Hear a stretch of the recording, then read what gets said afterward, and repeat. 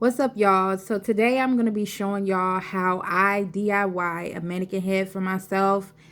This is not for, this mannequin head do not have my exact measurements. It's just simply for me to apply my wigs and, clean them up, cut them, whatever I need to do.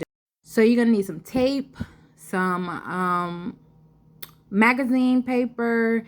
You're gonna need the little brown tube that comes out of a paper towel napkin, and you're gonna need a bottle. I'm just using a soda bottle that I had left around. I poured the soda out, and yeah, the stick that I'm using it was a stick from like an old fan that I had.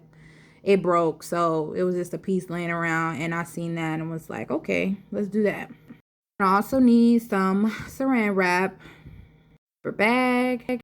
So you're just gonna apply the soda bottle to the stick, any stick that you have of your choice. You're gonna take pieces of magazine paper and you're gonna wrap it around the stick and the bottle, double fold it, triple fold it, however you need to. Have the paper taped down to the stick and the bottle.